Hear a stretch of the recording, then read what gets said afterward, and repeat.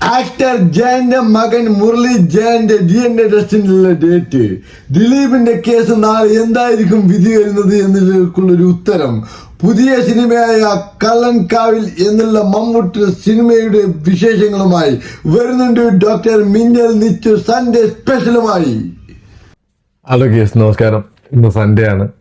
അതുകൊണ്ട് ഒരുപാട് 2-3 വീഡിയോ ഒക്കെ ആൾക്കാർ റെക്കമെൻഡ് ചെയ്തിട്ടുണ്ട്. അതുകൊണ്ട് ഒറ്റ വഴിയിൽ തന്നെ 3 വീഡിയോ ചെയ്യാൻ പറഞ്ഞിട്ട് ആദ്യം പറയുന്നത് നമ്മൾ എന്നുള്ള ഇപ്പോൾ ഉള്ള കണ്ടന്റ് പോലെ ജയൻ്റെ മകൻ മുരളി ജയൻ എന്നുള്ളതിന് ഒരുപാട് ആൾക്കാർ കമൻറ്റ് കൊണ്ട് നിറഞ്ഞിരിക്കുകയാണ്. നിങ്ങളെ കൊണ്ട് പറ്റൂല, നിങ്ങളെ കൊണ്ട് പറ്റോ, ഒരുപാട് സംശയങ്ങളാണ്. ഞാൻ എല്ലാ പ്രേക്ഷകരോടും പറയാം, ഇതിനെപ്പറ്റി എനിക്ക് കൂടുതലായിട്ട് വീഡിയോ ഇടുന്നില്ല. സംഭവം പറയുമ്പോഴത്തേക്ക് 28-ാം തീയതിക്ക് 11 മണി എന്ന സമയമായിരിക്കുമ്പോൾ നിങ്ങൾക്ക് റിസൾട്ട് കിട്ടുമായിരിക്കും. പിന്നെ ഞാൻ മുമ്പ് പറയുന്നത് ചാനൽക്കൊന്നും കൊടുക്കുന്നില്ല എന്ന് പറഞ്ഞിട്ടുണ്ടായിരുന്നു. അങ്ങനെ റിപ്പോർട്ട് ചാനലിൻ്റെ കൊടുക്കണമെന്ന ഒരു തീരുമാനം റിപ്പോർട്ട് ചാനൽക്കും ബാക്കിയുള്ള ഒരുപാട് ചാനലുകൾക്കും ആൾക്കാർക്കൊക്കെ കൊടുത്തിട്ടുണ്ട്.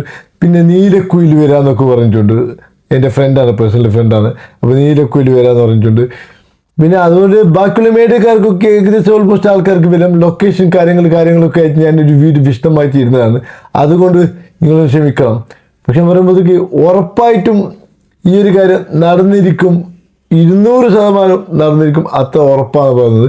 പിന്നെ ഒരുപാട് പറയുന്നുണ്ട് നെഗറ്റീവ് വരുമോ പോസിറ്റീവ് വരുമോ, പോസിറ്റീവ് വരും നെഗറ്റീവ് വരും. DNA ടെസ്റ്റ് നടത്തുന്നതിന് മുമ്പ് ഞാനെങ്ങനെ പറയാനാ? DNA ടെസ്റ്റ് നടന്ന ശേഷമേ അത് പറയാനൊക്കെ ഉള്ളൂ. പക്ഷെ ഒരുപാട് ആൾക്കാർ പറയുമ്പോൾ ഞാനും പറയുന്നുണ്ട് അത് ജയൻ്റെ മകൻ മുരളി ജയൻ തന്നെയാണ് എന്നൊക്കെ. പക്ഷെ പറയുമ്പോഴത്തേക്ക് എനിക്ക് നിർമ്മിക്കുക അത് അറിയണമെങ്കിൽ അത് DNA ടെസ്റ്റ് അറിയണം. ഉറപ്പായി ഞാൻ ഇന്ന് തന്നെ പറയാം. ഞാൻ അങ്ങനൊന്നും പറയാൻ പറ്റില്ല. പിന്നെ രണ്ടാമത് പറയുമ്പോഴത്തേക്ക് ഏകദേശം ആൾക്കാർക്ക് അറിയുന്നൊരു കേസാണ്. നാളെയാണ് ദിലീപിൻ്റെ കേസ്. അപ്പോൾ ഒരുപാട് ആൾക്കാർ ദിലീപ് നിരപരാധിയാണോ, പ്രതിയാണോ, അങ്ങനെ ഒരുപാട് ചോദിക്കുന്നുണ്ട്. എനിക്ക് അതിലേക്ക് ഒരിക്കലും ഉത്തരം പറയാൻ പറ്റൂല. കാരണം പറയുമ്പോഴത്തേക്ക് നാളെ കോടതിയാണ് തീരുമാനിക്കുന്നത്. 8ാം പ്രതി എന്നും പറയുന്നുണ്ട്, 2ാം പ്രതി എന്നും പറയുന്നുണ്ട്. അതുകൊണ്ട് നാളെ കോടതി തീരുമാനിക്കുന്നുണ്ട്. പക്ഷെ കോടതി തീരുമാനിച്ചിട്ട് നാളെ പ്രതി അല്ലെങ്കിൽ നിരപരാധിയെ വിട്ടേക്കും. പ്രതിയാണെങ്കിൽ 12 വർഷം വരെ തടവ് കിട്ടുന്ന ശിക്ഷയാണ് ഇത് കിട്ടാന്നുള്ളത്. പിന്നെ ഒരുപാട് ആൾക്കാർ വീണ്ടും എൻ്റെ അടുത്ത് പറയുന്നുണ്ട് നിങ്ങളൊന്ന് പോരിനിറങ്ങണം, പണത്തിൻ്റെ പവർ കൊണ്ടൊക്കെ അത് നിരപരാധി എന്നിട്ട് ആവും, കേസ് അട്ടിമറിയെന്നൊക്കെ പറയുന്നുണ്ട്.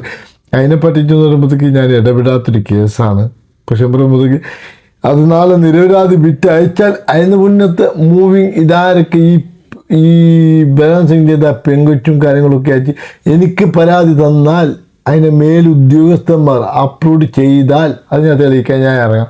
അതല്ലാതെ ഡയറക്റ്റ് എനിക്കൊരു ഉത്തരം തരാനൊന്നും പറ്റുന്നില്ല. അതാണ് സംഭവം.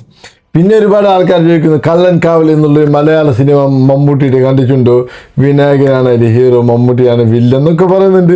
ഞാൻ കണ്ടിട്ടുണ്ട്. പക്ഷെ പടം എങ്ങനെ ഉണ്ടെന്നത് ചോദിച്ചാൽ ഒരു ട്രെയിലർ കാണുമ്പോൾ അത്ര വലിയ ആൾക്കാർ പറയും പോലുള്ള സംഭവമൊന്നുമില്ല. എന്നാലും ഒരു പ്രാവശ്യം കാണാം, വലിയ തെറ്റൊന്നുമില്ല പടത്തിൽ. സംഭവങ്ങൾക്ക് മമ്മൂട്ടി ഒരുപാട് പെൺകുട്ടി ബലാത്സംഗം ചെയ്യുന്നു, കൊല്ലുന്നു. എന്തിനാണ് കൊല്ലുന്നു, ഏതിനെ കൊല്ലുന്ന ഒരു ഉത്തരമില്ലാത്തൊരു സംഭവമാണ്. തെളിവ് നശിപ്പിക്കാൻ വേണ്ടി അവസാനം വിനായകൻ വന്നിട്ട് പിടിക്കുന്നതല്ല. അതിനേക്കാൾ നല്ല നല്ല സിനിമ എത്ര, രാക്ഷസ രാജാവ്, സേതുരാമൻ CBI, പിന്നെ അങ്ങനെ ഒരുപാട് സിനിമ, നല്ല അടിപൊളിയായ സിനിമ മുമ്പ് വന്നിട്ടുണ്ട്. പക്ഷേ ഈ സിനിമ പോരാന്നൊക്കെ ഞാൻ പറയില്ല. പക്ഷേ ഈ ആൾക്കാരൊക്കെ പറയുമ്പോഴൊന്നുമില്ല. എന്നാലും ഒരു പ്രാവശ്യം കാണാം, അത്രേ ഉള്ളൂ. പിന്നെ ഇതിനേക്കാൾ നല്ല എത്ര സിനിമ മമ്മൂട്ടിയെ വന്നിട്ടുണ്ട്. ഈ അടുത്ത കാലത്ത് തന്നെ ഒരുപാട് സിനിമ വന്നിട്ടുണ്ട്. അതുകൊണ്ട് ഈ സിനിമ അതിനകത്ത് ഇപ്പോൾ രാക്ഷസ രാജാവ്, സേതുരാമൻ CBI, അങ്ങനത്തെ ഒരുപാട് സിനിമയുണ്ട്. പിന്നെ ആ സിനിമക്കൊന്നും ഈ സിനിമ എത്തില്ല. ഈ അടുത്തൊരു സിനിമ വന്നിരുന്നല്ലോ മമ്മൂട്ടിയുടെ, അതിന് പോലും വലിയതില്ല. പക്ഷെ വിനായകൻ നല്ല അടിപൊളിയായിട്ടുള്ളൊരു അഭിനയിച്ചു. ഇനി വിനായകൻ്റെ കാലം വരുന്നുണ്ട്. പിന്നെ ഒരു കാര്യമുണ്ട്, വിനായകൻ്റെ ഏത് സിനിമൻ്റെ പേരെനിക്കല്ല, ഒരു പോലീസ് വേഷമുള്ള ഈ നവ്യ നായറിൻ്റെ ഒരു സ്വർണത്തിൻ്റെ പ്രശ്നം വന്നിട്ടുള്ള ഇതിനത്ര ഒന്നും ഈ സിനിമ ഒന്നും വിനായകൻ്റെ വല്ലാത്തൊക്കെ അടിപൊളിയായിട്ടുണ്ട്. പക്ഷെ പിന്നെ എൻ്റെ പേഴ്സണൽ അഭിപ്രായം ഈ നായകനാവുന്നേക്കാൾ നല്ലത് വിനായകന് വില്ലനാവുന്നതാണ് ഏറ്റവും നല്ല ചേർച്ച. എൻ്റെ പേഴ്സണൽ അഭിപ്രായം. അത് പിന്നെ എങ്ങനെയാണെന്ന് വെച്ചാൽ പിന്നെ പ്രേക്ഷകരാണ് തീരുമാനിക്കേണ്ടത്, നമ്മളൊന്നല്ല.